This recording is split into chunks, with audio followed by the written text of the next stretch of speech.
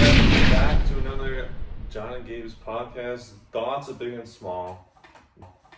We are by ourselves. We're not with a lot of other people, and it's probably at least for the better, you know.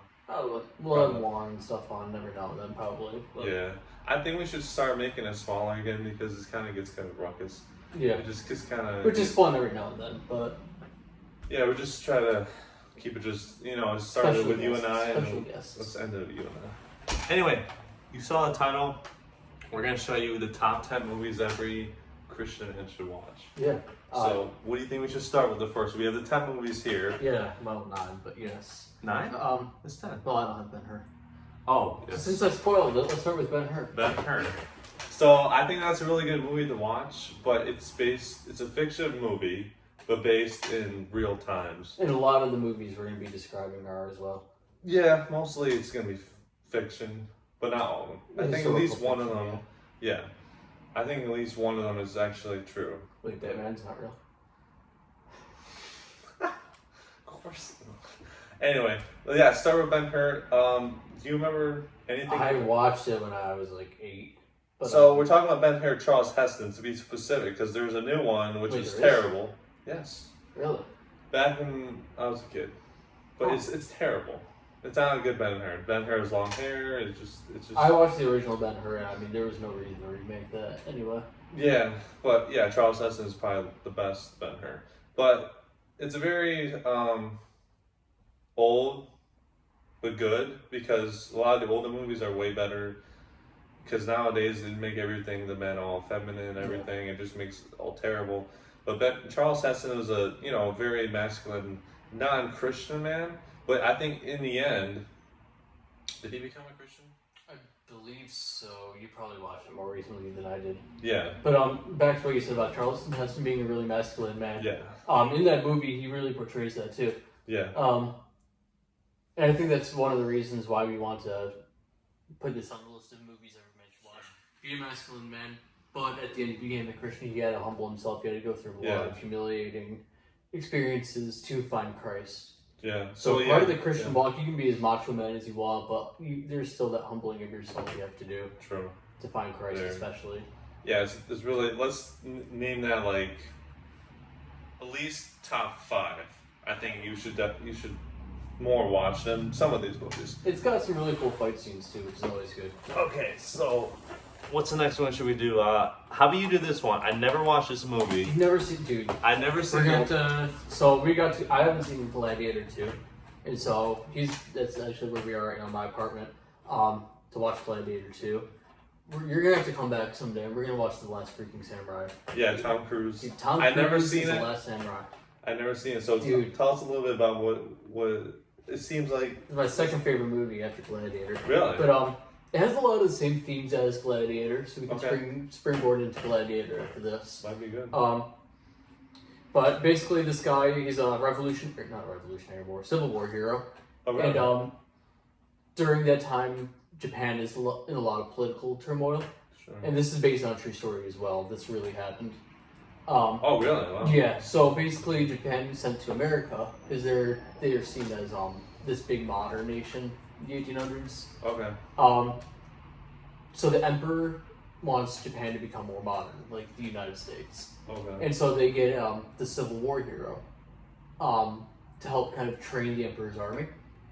Wow. The samurai, which kind of represents the old order of Japan, is fighting to preserve the heritage, the tradition, the culture of Japan. Sure. They see modernity as infracting on the Bushido code, which is sort of like Japan's code of chivalry. So he likes to be old-fashioned like a samurai? So he was hired by Japan's emperor to kind of modernize their army. Okay. So then the samurai come and lead the raid, and he gets captured by the samurai. Okay. So as he lives with the samurai, he lives with them. He's a prisoner for like a year or so, Oh, wow. and he kind of learns their side of the story and comes to love the traditions that they're Then coming he to. falls in love with one of the ladies? Yes. Because I just see the ad. I Yeah.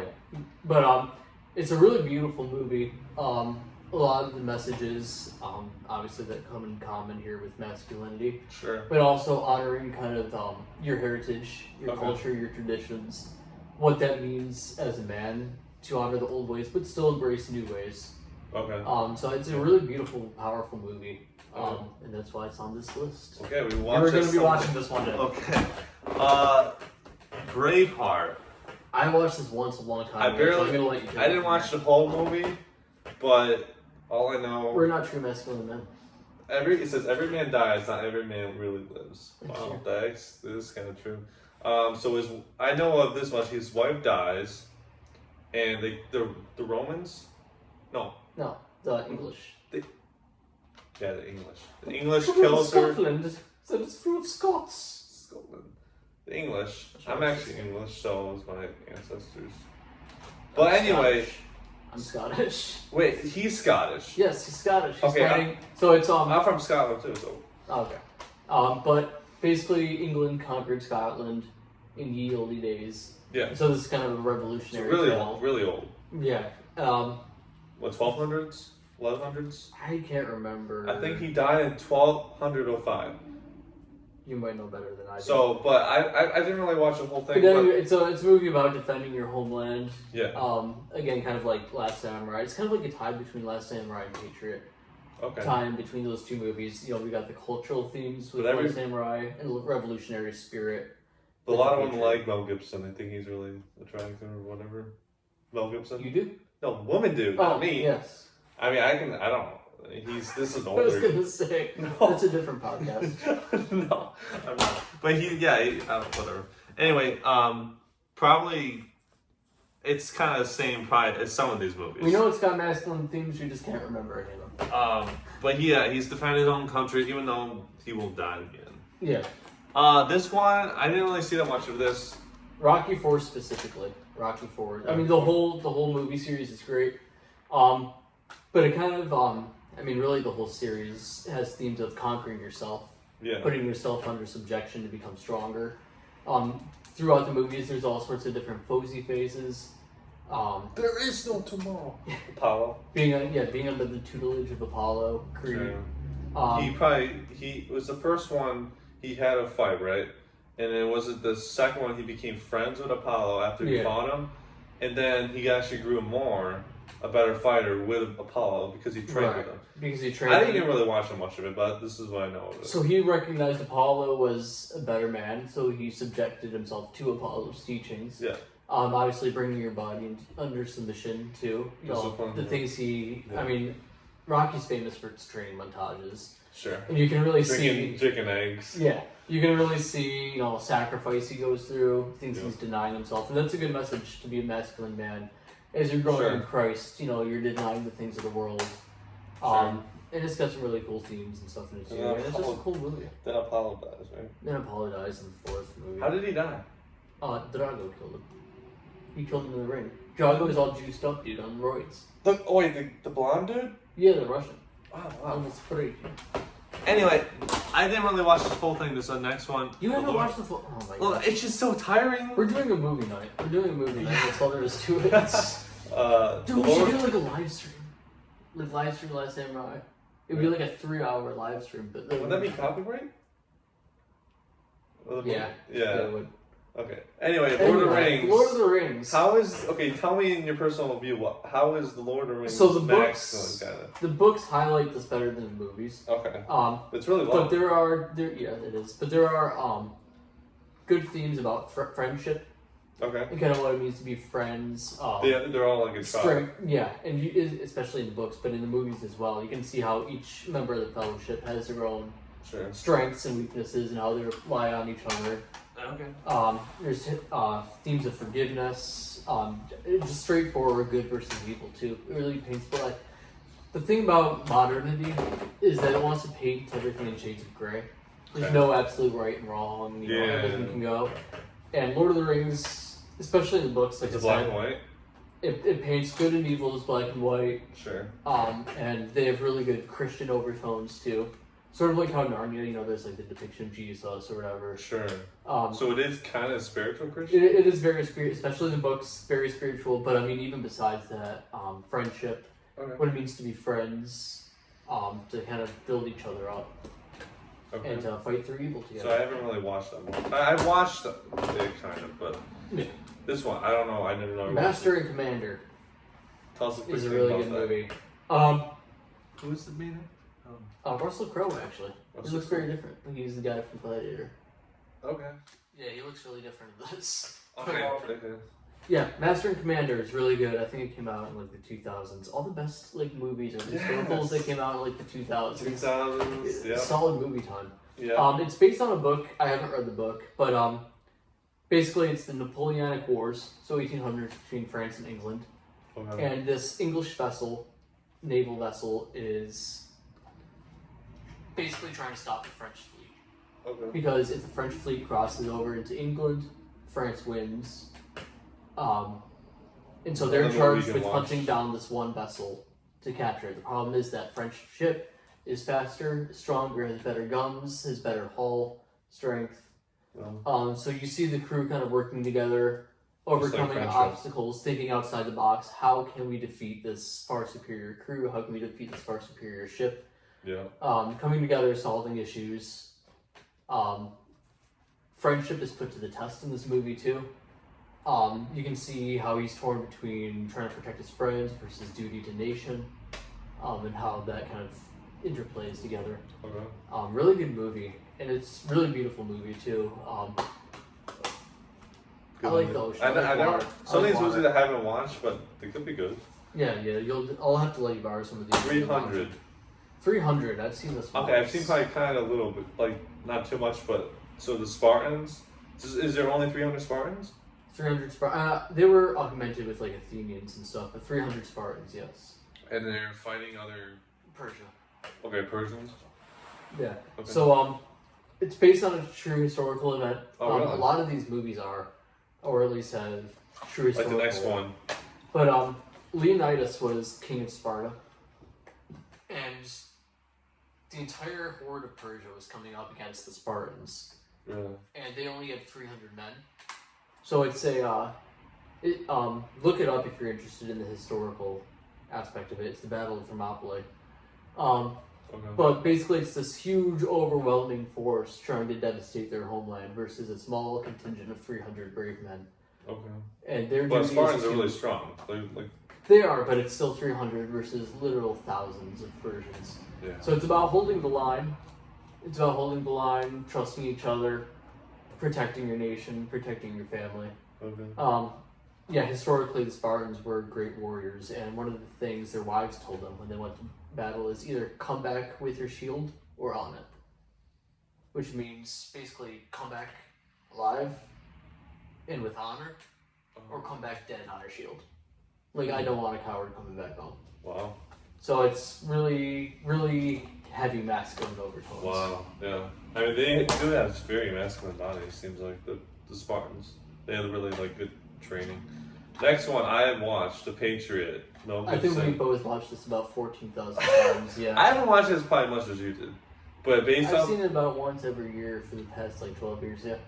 so I haven't watched it that much, but still we both watched. It's a good movie about patriotism to your own country. It's not just about America. Like each person should kind of be a patriot of their own country in a sense, but also it's good. It's based off a true story. He's defending his own household. Some people die in it. Very violent, but also very good.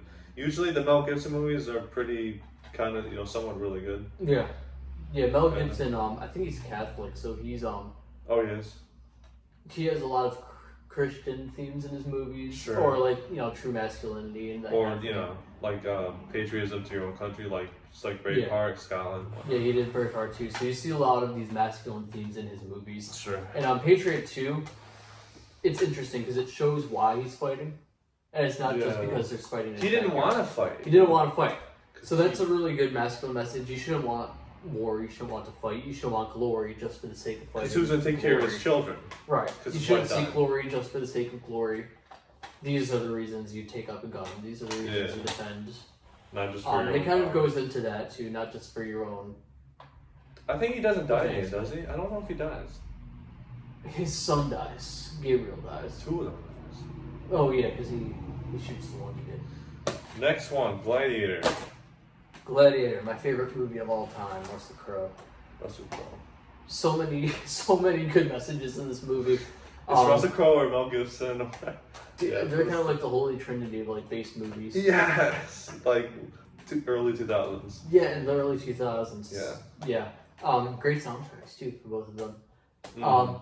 But just so many good themes in this movie. Yeah. Masculinity, Yep. love of family. Sure. How he stays true to his wife. You know, He's not like bowing down to his emperors or anything. he wants to have his own piece of land, Sure. and that's good enough for him. He's got his family, he's got his land. Circumstances obviously take him away from that, but he wants to basically just homestead. Sure.